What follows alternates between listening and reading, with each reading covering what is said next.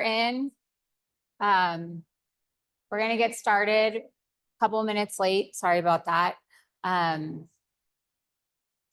So I wish I could stand in front of the podium and be closer to you, but they're video and tech. So it is what it is. But welcome. There's a lot of familiar faces in the room. Many of you I know personally and have hugged and cried with already.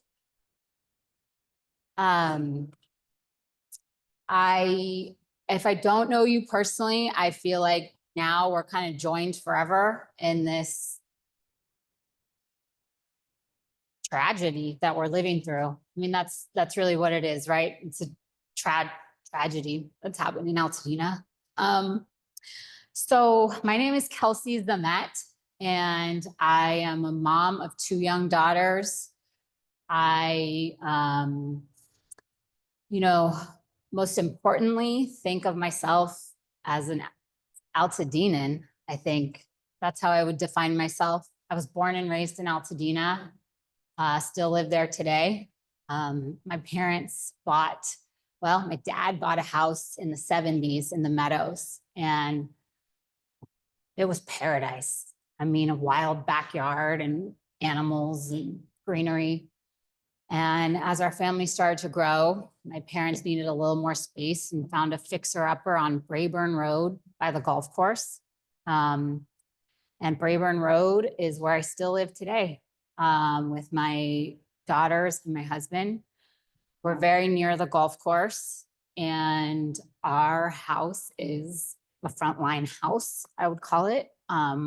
We're standing structure, but across the street from us is not standing. You can see for blocks up to the foothills, honestly, from our front yard. If you look to the left, the fire just ran straight west, essentially, for blocks. So we're just a frontline structure. My husband went back Wednesday morning at 5 a.m.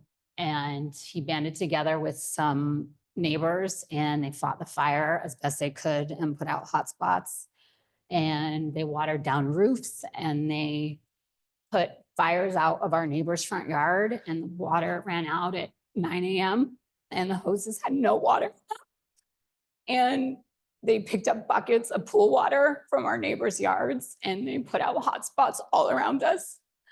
My neighbor's son is 17 years old and he ran around saving homes. They didn't have masks. They didn't have anything. Nobody knew what to expect.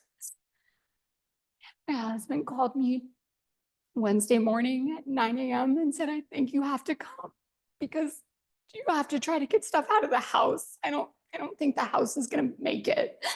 And we didn't have anything. So I drove back up Wednesday morning, and I went uphill, and I thought, okay, it's smoky and I can't breathe, but okay, I don't see any fire. And I got past New York with the golf course to my right, and I saw the Altadena Country Club just engulfed in flames. And I thought, oh, I got to turn around, and I did a U-turn in the middle of the street. And I thought, my husband's up there and there's fire. This is not safe for me. It's not safe for him, but I didn't know what to do. So I just kept driving. Yeah. I turned on Murata, and that was where I saw the first fire truck, was on Murata. And there were just these 2 firefighters who were just devastated, honestly.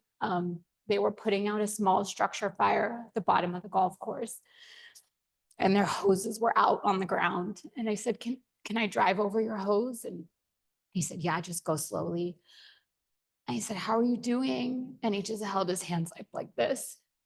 And so I drove over the hoses, and I thought, okay, I'll go up Sinaloa. Sinaloa will be a safe route up.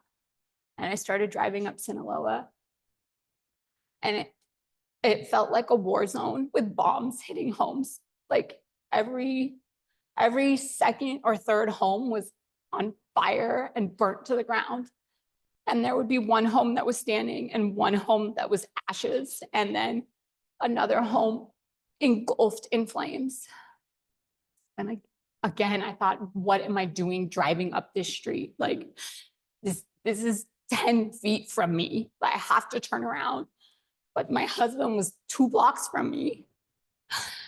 So I just kept going up Sinaloa, and I saw my second fire truck, and they were coming down Sinaloa, and they were just leaving. I mean, there was nothing they could do. Again, I thought about turning around, but I didn't. I don't know, I'm crazy, I guess. And then I turned right onto Mendocino, and it was more of the same, just houses gone. I saw the third fire truck, and I looked to my right, and there was a house on Mendocino that was up in flames, and there was a woman on her knees in her front yard in the grass, just crying, watching her house burn 10 feet from her. And I asked those firefighters, can I drive across your hose? And they said, yeah, we're leaving. There's no water. And I turned the corner up Morsley to Brayburn, where I live. And I just walked up to my neighbor. She was standing outside and started bawling. And she was hugging me. And she said, we're the lucky ones. Our houses are still standing. And my other neighbor across the street was standing there, and his house was gone. It was just laid to ash. And he was standing there just, I mean, what's the word? Shell-shocked, I guess, disbelief. And I couldn't find my husband, but I went 3 houses down, and he had a bucket of pool water, and he was putting out a hot spot, 2 houses away. I hugged him, and he said, you just go in the house and get anything you can. And I grabbed my daughter's school backpacks, and I grabbed, I don't even know what I grabbed. It's ridiculous what I grabbed. I grabbed, a bag of passports, and we just didn't have any time. So my husband said, I'm staying. And I was like, don't stay, come with me. But he stayed. And I left to go back to our daughters. That was probably 10 a.m. on Wednesday. And my husband stayed and fought fires until 8 o'clock that night with our neighbors. Again, they had no water, but they did what they could. And I don't know if that's the only reason our house is standing. I don't think it's really explainable, maybe, but maybe not. So we're a frontline home. And I just have so much grief, so much pain, and like just sadness for all of us. And it actually hurts in my chest. Like finding it hard to breathe. Can't sleep. And I can't eat. I actually got an inhaler from CVS because I thought it might help me breathe better. And it's not. But the only feeling like this that I've ever had in my life is when my dad died when I was 35. And I think it's because I just feel so unmoored and untethered. And the community that we had was so magical. And I'm having such a hard time seeing the path forward right now.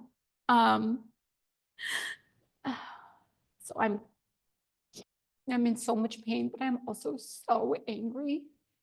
I feel so angry that this feels avoidable. I mean, it just, so I have to channel it right? That's all I can do. And I'm a lawyer and I do complex litigation and I hold people accountable. And so that's what I'm pretty blindly focused on right now is how can we use the civil system to hold whoever started this accountable. And I know money will not make us whole. It absolutely will not. But that's the way our civil system is designed, right? Our civil system transfers money from the wrongdoer to the victim. And money will not bring us back or our, magic or our community. Only we can do that. But money will help us rebuild brick by brick. And the reality is most of us, including me and my family, are underinsured. And that's the litigation piece, right? Is going after whoever started this fire is a way to help make us whole so that we can move forward and rebuild. And that is our plan as a family, is to stay and rebuild. I don't know what it looks like, and when I say rebuild, I mean rebuild our community. That is our plan. So I probably will take a moment to gather myself and introduce someone else to talk to you, but I'm here for whatever you need. I don't sleep, so you can text me in the middle of the night and I will send you a contact of a realtor if you need a realtor, a mental health care provider if that is what you need. And if I don't have the connection, I will find one and send it to you because that's what I can do to support us. My friend David Flannery's in the room and he does locations for a living. And they are trying to track down blueprints of people's homes and photos of people's homes from filming in Altadena. Like, we have tools down to that level and we will come together and we will do it. So thank you for joining me here today. I'm going to briefly introduce my law partner, Eric Kingsley. And then the program will move on. Thank you.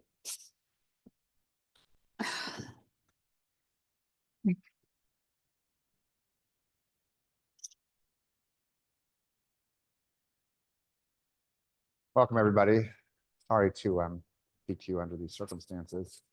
But my partner, Kelsey, is just incredible. And I'm just so proud of her that she's channeling all of this energy towards, helping people like her that have suffered this devastating loss. When she called me on, I think it was Wednesday, these days are a blur now, but she said, we need to help these people like me who are going to be underinsured and won't be able to rebuild. And we immediately thought of Patrick and Matthew McNicholas, who I've known for over 20 years. And they have been doing fire cases since 2017, and they have an incredible team. And they're also partnered with another law firm, Singleton Schreiber, which is the largest wildfire firm in the Western United States, and has handled 26,000, according to their website, fire cases. And so between the McNicholas firm and the Singleton firm, as well as another firm, Mr. Becker's firm, they will be sort of shepherding this litigation through. They filed, I believe, their first case this morning against Southern California Edison, so the process has started.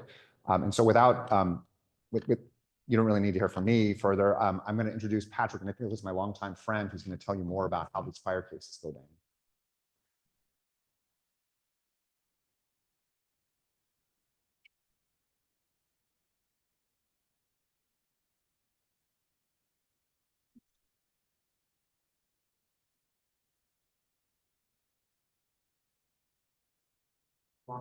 Go to Zoom. Normally, they don't let people over 60 near the technology, but I'm going to give it a go.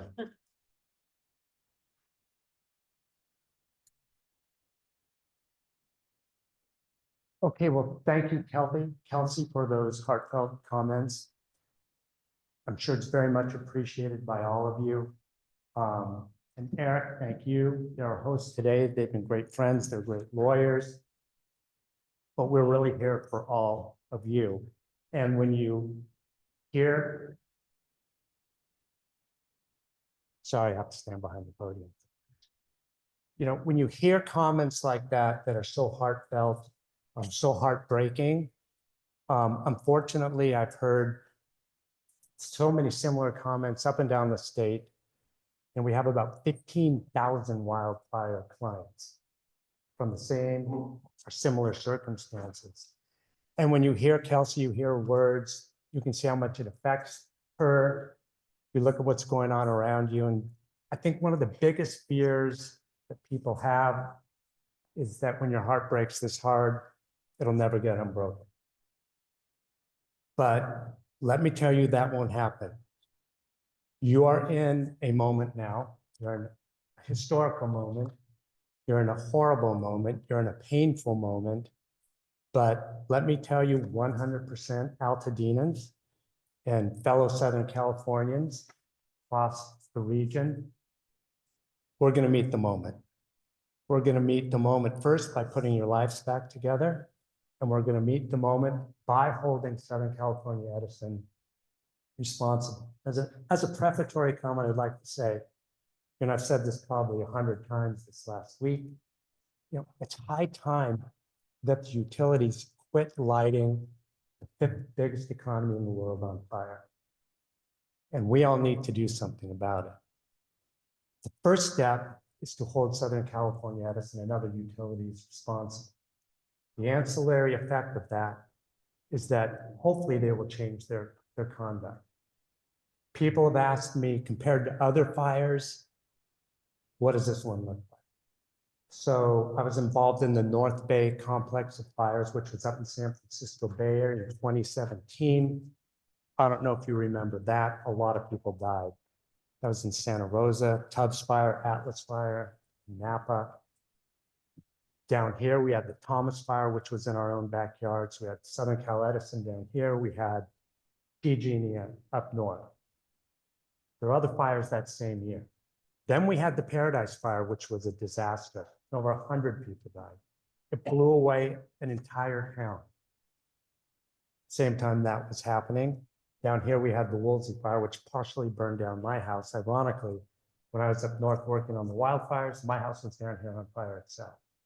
At this point in time, I consider myself not only an expert and extremely experienced in wildfire, I consider myself a professional evacuation person, 7 times.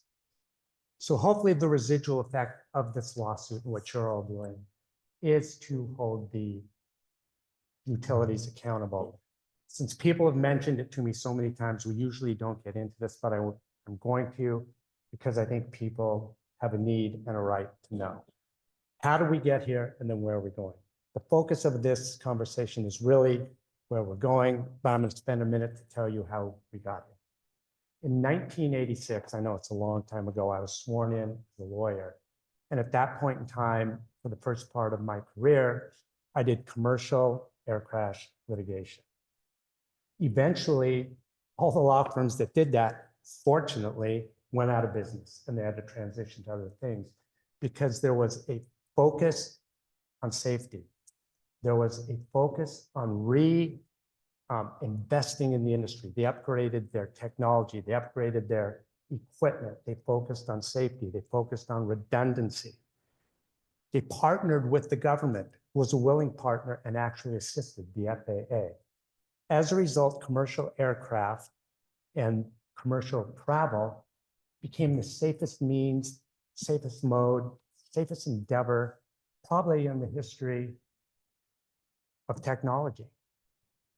It's really remarkable what they've done. At the same time, during the same time period and going back, utilities never upgraded their infrastructure. We're dealing with the Dixie Fire, which is the largest fire in terms of acreage, 1 million acres, up in North California. And the equipment that failed was still in place from the 60s, and that's what started the fire. That's what started the fire. So now we have a problem. We have a lot of vegetation. We have some hot days. We have a difference in the weather, and we don't have the infrastructure to support it. We don't have the electrical grid, and we don't have the water delivery system. Every fire I've been involved in, people are just blown away because the fire department always runs out of water. And first responders, they're like dragon slayers and they don't have a sword. You don't give them water, their boots on the ground, there's not a lot they can do. So we're looking at all those issues now. But rest assured that the purpose of this lawsuit, purpose of this litigation is to make sure that you are made whole. It's to make sure that what occurs, and I know you said all the money in the world doesn't help, Kelsey, but what we're looking for, I'm going to use this term, it's restorative justice. It's not just the money, but it is the money. Because the amount of money you receive and the result of the settlement, beyond the money, there's a societal recognition that a harm has been done to you, that there has been a wrong, and it's being recognized. I mean, obviously, if we settled each and every one of your cases for $1, there'd be money. That certainly would not be justice. Justice is when you get full compensation. All right, so let's talk about what that means in the context of this case in your situation. So I'm going to walk through the litigation. You're going to have a million questions about insurance, about debris removal, about alternative living, all of that. So first of all, let me take a moment to say, step number one is to take care of yourself, your physical safety, your mental health, and well-being. And I cannot emphasize how important that is. Having the loss of your home is like, seriously, like having a death in the family. It's not easy to get over. I've dealt with really tough people, emergency room physicians, trauma docs, who thought they had this. They'd call me 2 months later and say they're not doing well. So do what you need to do. And most important to that end is you all have paid into the bank of life your entire life. You've been making deposits, your friends, family, your community, taxes. And now it's time to start making some withdrawals. By that, I mean, you need to lean on your family. You need to lean on your friends. And you need to lean on and into your community. I'm going to have a lot of information for you today. It's at the macro level. I know the law. I know how this works. I know how litigation works. You know, I've seen this so many times. But the best day-to-day information for you to start rebuilding your life is going to be what I call micro information. You need to lean into each other and lean into your community. I can't believe I'm going to say this, but you might find some useful information on something like Nextdoor, which I generally try and avoid. But, and some people have suggested to me to create your own WhatsApp where you have your own chats. Kelsey, this is probably your domain. I'll step away from that and you can talk about it a little bit later. But by that, you're going to have local knowledge. Who are the better builders? Who are the people you want to stay away from? Who are, you know, where are your resources coming? Where's the local FEMA? You all will know that before anybody else does because you're going to be looking for it. So step one, take care of yourself. Lean in. And while you're leaning in, make sure that you're giving your neighbors, your friends, your families, you're extending your hand, your shoulder, your heart. You know, you hear everybody say how sorry they are, how heartbroken they are, but it's really time, you know, to do something. So everybody's heart is broken. I think Southern California as a whole, this is a heartbreaking situation. So number one, take care of yourself, lean into your community. Number two, make sure that you are finding housing. You touched on that. Now it's hard, it's a bitch. And, you know, my friends, I have a lot of friends that live in the Palisades, and we did some town halls there, even though there's not going to be any lawsuits, just to walk people through. All my friends who are looking for, you know, homes, the lawyers I work with who lost their homes, they said that the number one thing that was helping them was to rely on their kids to use social media and the internet. So that'd be number one. If you don't have kids who can do that, you know, find other people who can. Again, local knowledge. You're going to have realtors. You're going to find people, for example, don't have houses listed, might be willing to go on the market, but your friend will say, hey, they're going to sell their house. They're now willing to, you know, lease it out. So find housing, because you can't really get going. You can't do these other things. You can't manage all these other balls, you know, until your physical safety, your mental health and well-being, and you have shelter. So those would be the first two steps. The third thing then is to get a hold of go buy some clean clothes too. You're entitled to, your insurance company has to write you a check. They can't ask. They should be writing you 50% of your property loss right now. Boom. I haven't seen the law lately, but I'm pretty sure they're supposed to write you a check for 66% of your personal property, no questions asked, and you can just walk away from it. So if you have 100,000 and you're willing to take 66, they have to give it to you and you can walk away. And I'm going to talk a little bit about that later. Once you have your housing, now you've got to start nailing down your insurance. So look at your insurance policy. There's different coverages and call your insurance agent. This is where, again, your friends will help you. They're going to have similar policies. They're going to know who the agents are. They're going to know who the local people to talk to are. And it's easier to hold local people accountable because you see them all the time. There's a lot of social pressure that can be applied. Hey, I was in the Woolsey fire. A third of my street burned, and we had 1,200 clients, and half of them were my friends and neighbors. I made sure everything was done perfectly because when I went to the market on Sunday, I didn't want to have to deal with it. You enjoy doing it, but it's a great resources. So know and understand your coverages. Now, I know a lot of you are going to have a million questions about insurance. So let me start macro. A lot of people have asked me, clients, friends, news outlets, whether or not I believe that insurance companies are going to stay solvent. So let me preference all of these comments by saying, this fire is so big and the damages are so large, we don't know where it's going. The last report I saw said 165 billion in damages. So, I'm sorry? 3 times that. Every fire I've been to. Well, I fear you're right, but I hope you're wrong. So we don't know where it's going, uncharted. Do I think they're going to become insolvent? No. But either way, and the other thing I want to counsel you about is you can't do this all at once. That's why I'm giving you steps. Take it one step at a time. If you try and get your brain around this whole thing all at once, it's not going to work. If you're worrying right now, what day am I going to move into my house and what kind of furniture am I going to have? That's not going to work, okay? It's just too much. It's overwhelming.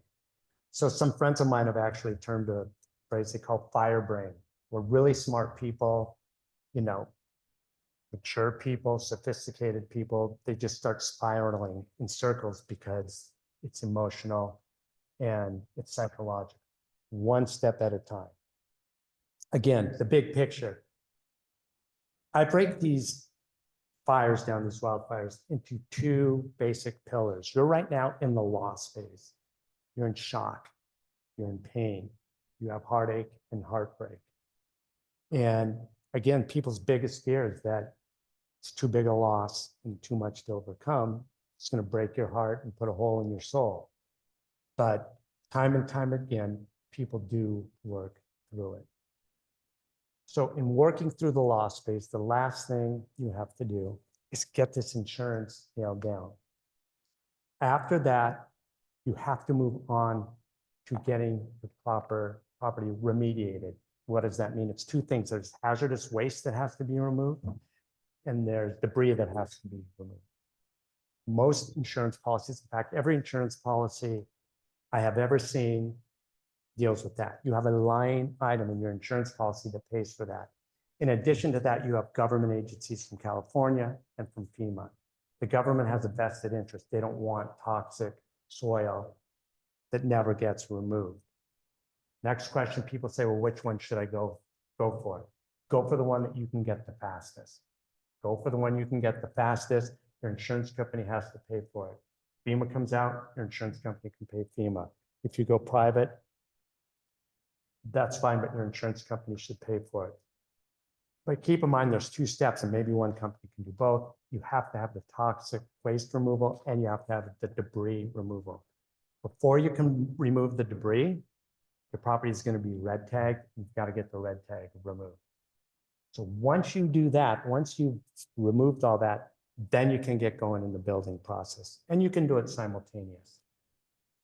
Once you get going in the process of building, then you're getting into restoration, rebuilding, and rebirth.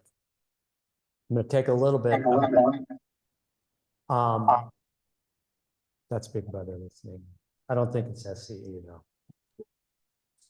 You know, there's going to be a huge opportunity in this community, I saw it in the Palisades, where you can really do some planning, where the infrastructure can be improved, the zoning can be improved, the way the vegetation is grown can be improved, the way the vegetation is managed can be improved, wider roads, defensible spaces, better water delivery, so that when a wildfire occurs, the dragon slayers can actually slay the dragon. Also, hopefully, the utilities will start burying their lines. So there is a positive thing. Hopefully utilities will bury the lines. I want you to understand there is going to be an opportunity. And for those of you who rebuild, you will have equity rebuilt into your house. So it just takes a long time. Your house is worth X today. If you took your house, put it in a time machine, and it's the new house, it would be worth more than your house today. It's gonna be a brand new house. It's gonna have a safer neighborhood. It'll take time for it to grow into itself, but it will be more valuable. People always want to know that. The next question is how long, and for every other fire, I'm able to put a time frame on it. This one I can't. I would normally say if you hustle and stay on top of it, barring some issue, you can usually get it done in 3 years. I think this time frame is going to be longer. I think it's going to be about 5 years. But the main thing is you have to get on top of it. So you've got to start remediating, you've got to start the debris removal. And at the same time, you've got to meet with people, architects, designers, so you can get that going. And once again, you don't need to worry about the furniture right now, okay? So then once you're on your way, you will feel a sense of more hopefulness. You will feel a sense of community involvement, like you're moving forward with your life. You're out of the loss phase. You will still feel it for sure. You'll always miss that house, things that you can't get back, but you will at that point in time move forward. Eventually, you will move back into your house, okay? Now I'm just going to talk briefly about how the lawsuit works, how the relationship with your attorney works, and then I'm going to open it up to all of you for questions. I'll try and keep them directed so that I'm not keeping you all here for the next 4 hours. So we sue the utility, and people say, well, how do you know they did it? What evidence do you have against Southern California evidence? You all at this time might know the evidence as well as I do because it's been so widely published. But last week, I actually met with people who lived right across the street from where the fire occurred. So first of all, there's really no dispute as to the origin of the fire. No dispute about that. And we, at its baseline in litigation for this, have to prove 2 things in a court of law: origin and cause. We know where the origin is, it's undisputed. Then we say, well, Southern California Edison caused the fire. How do we know that Southern California Edison caused the fire? We know that it caused the fire because of the following. 1, there are overhead wires right there, power wires. And those power wires were viewed by people who lived across the street. There were photographs, there were images, and videos, okay? Which is compelling evidence. Those are 3 pieces of evidence. We know that there was vegetation right around those power stanchions, which catch on fire. That's one of the most typical reasons for wildfires. When you have a wind event, which we did, the wires swing, and when they get close enough, they arc. That means the electricity just moves through the air from one to another, and it melts the line or drips something down, and that's all you need is a spark. In addition to that, Southern California Edison is a public utility. They're required to report events or incidents on their lines that occur at or near the origin of a fire, at or around the time of the fire. And Southern California Edison did that. They said, we're only reporting it because it meets the technical requirements. And so they reported it. And they did say that we don't have any reports of a disruption of our lines. Now, we would have no way of confirming that because we don't have the access to their information yet. So this type of response, I will tell you, is more typical than atypical for utility in this situation. Unless you can see the line swinging down, but we can say with a high degree of confidence that Southern California Edison is responsible. Look, we investigate these things because we will invest millions of dollars in this case, millions of dollars, hard dollars, and way more than that in terms of attorney time. And when we're working on this, it takes a lot of resources, which means we're not working on something else, which means we have a lot at stake here. And if we didn't believe the juice is worth the squeeze, I wouldn't be standing here talking to you, okay? So, and by the way, we haven't been wrong yet. The other 2 points I'd like to make is that the insurance companies filed claims. They want to get reimbursed for all the money they're paying to all of you. Insurance companies they're a lot of things, but one thing is they're not reckless when it comes to money. And when they're filing those claims, it's because their experts have determined Southern California Edison caused the fire. So when you look at those things and you add them all up, that leads us to believe they did it. Finally, on that note, we deal with the same attorneys. I've been dealing with the same attorneys, I don't know, for 8 years with Southern California Edison on these fires, and we speak with them regularly, daily.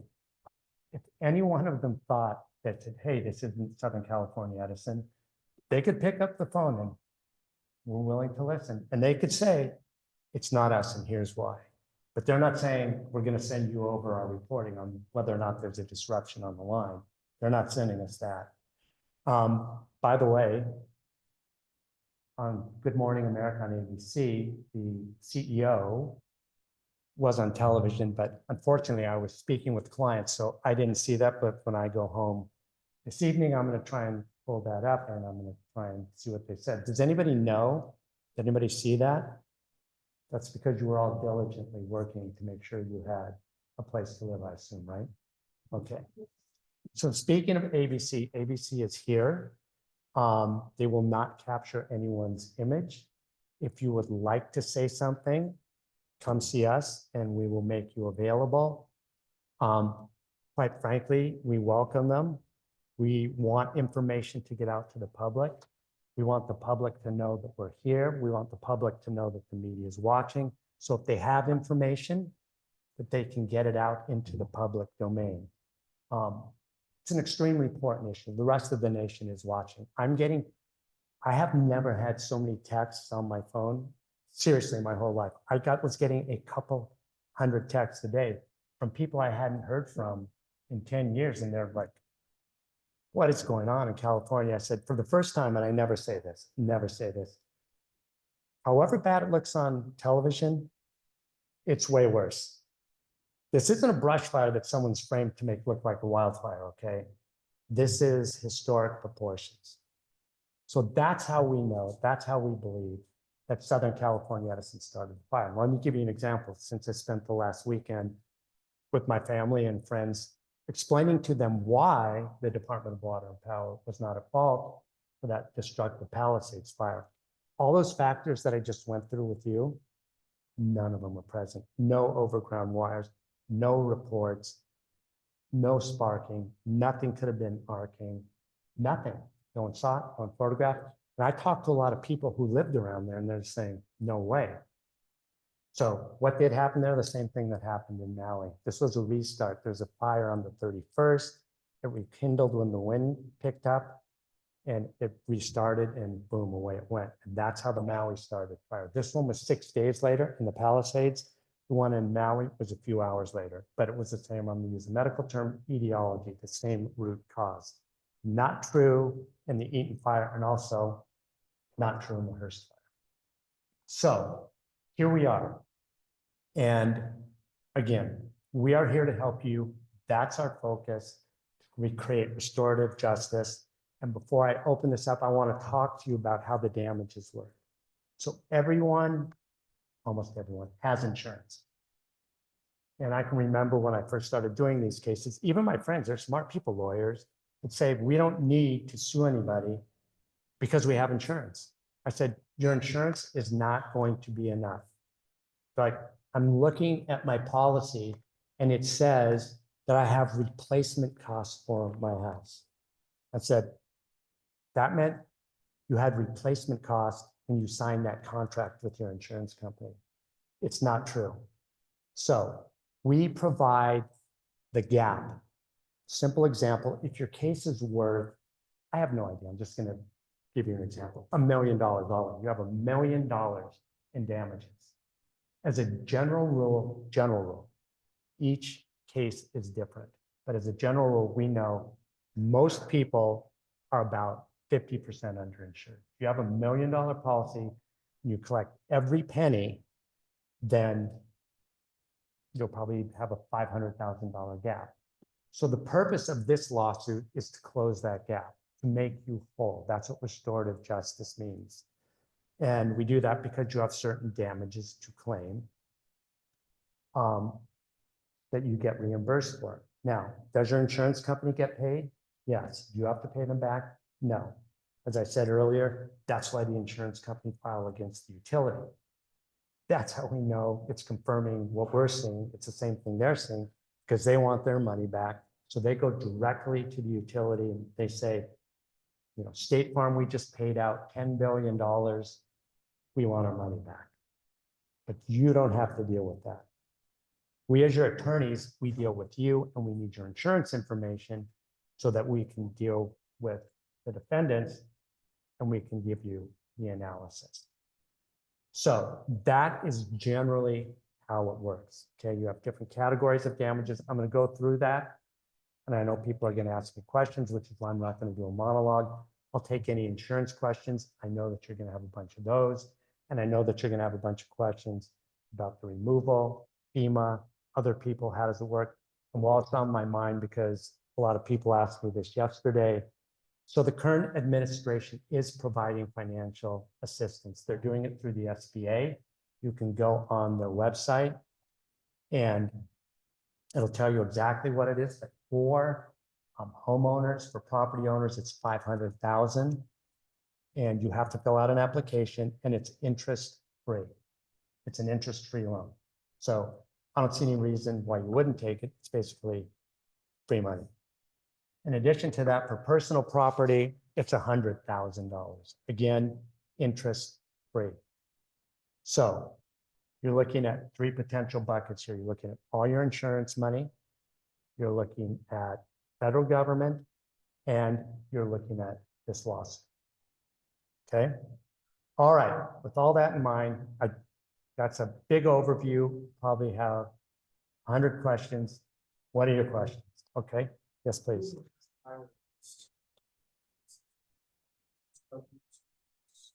That's a really good question. If you ask the insurance companies, We didn't hear it. thank you. I will read from now on. I now will remember to repeat the question. The question, which is an excellent one, is who has superior rights? Is it the individual claimants, as in this case, or the insurance companies? And I said, well, that depends on who you ask. So for example, right now, and we've dealt with this, we dealt with it in the North Bay complex and in Paradise because that went into a trust. They went into US in the bankruptcy. And so there was a big scrum and a huge outcry because the trustees paid the insurance companies before they paid the claimants. And they paid the insurance companies $20 billion, which admittedly did not make the insurance companies whole. They had to take a haircut. But our original deal with the trustees for all the claimants was $13.5 billion. And part of it was in stock. Unfortunately, the stock did rise. I can tell you that was not a crowd pleaser. In Hawaii right now, that is the big sticking point in the settlement. The basic settlement is $5 billion there. And the governor's towing a pretty hard line saying that the insurance companies are not getting anything. I'm just telling you that's a really aggressive approach. So the short answer is either way as to who is superior, they are going to get a chunk of the dough. We try and negotiate that down. In the other fires, it has not affected our client's ability to recover, but that is really an excellent question. Yes.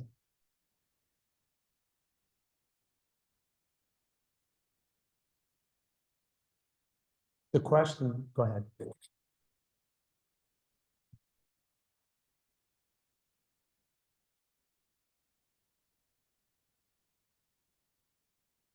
Okay, two questions. I'll take them. The first one, are we asking you to engage us? The short answer is yes. And then I will talk more about the attorney-client relationship, how it works, percentage, cost, fees. But the answer is yes. This is not a class action. Again, an excellent point. This is a mass action. A class action is when one or two individuals represent a similarly situated group. So everybody in the class is all the same. That's not this. Everyone in this room is different. Your house is different. Your damages are different. Your emotional distress is different. Your insurance is different. Everything's different. It does not lend itself to being a class action. Because then usually the question I get after that one is, this isn't one of those cases where the lawyers get 200 million and we get a shoe shine and a cup of coffee, right? No, this is not that case. Remember, restorative justice. Okay. Next question. Yes. And I'll repeat the question.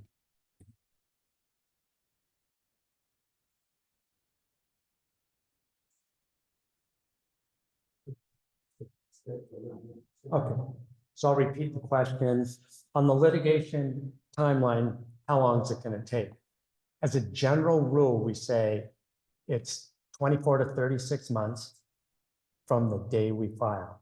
We filed today, so 24 to 36 months. So could it be less than 24 months? Highly unlikely. Is it possible? Yes. Likely? No. Could it be more than 36 months? Yes, the percentage chance that it is probably like 20–25%. What are some of the things that could make it go longer? Southern California Edison denies liability. Usually they don't admit, in fact, they never admit liability, but they'll still engage in settlement conversations. If they say we didn't do it and we're not engaging in settlement conversations, then it can go longer. Or if they say somebody else did it, we may have contributed, but somebody else did too, that can make it go longer. I don't see the second scenario where they blame somebody else. We haven't seen any evidence that it could possibly be some third party, but 24 to 36 months is what I would say. Yes, sir. Right.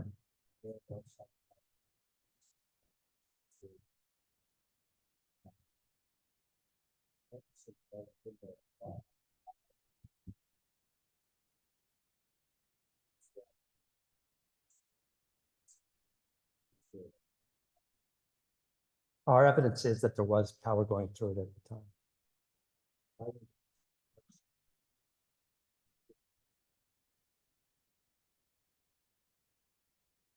And by the way, when they submitted their statement to the PUC, they didn't say that they turned off the power and that it was de-energized at the time. I'm just saying in the document that they submitted.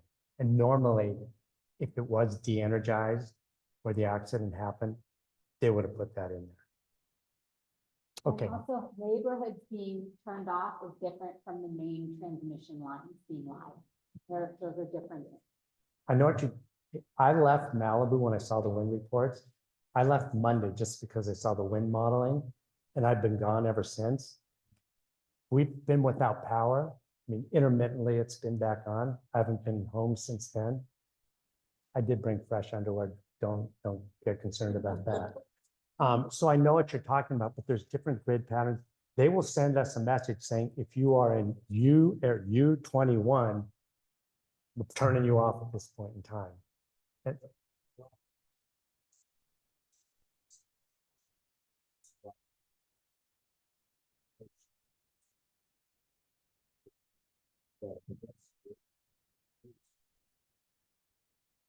Yes, you do. Well, that's actually an excellent. So I'll repeat the question. You do not have to have your house burned down to have a case. In these cases, here's the categories. You can have a complete burn down. You can have a partial burn down. You can have a smoke and ash claim. You can have an evacuation claim, mandatory or voluntary in the warning zone. So in the Dixie Fire, we have 4,700 clients.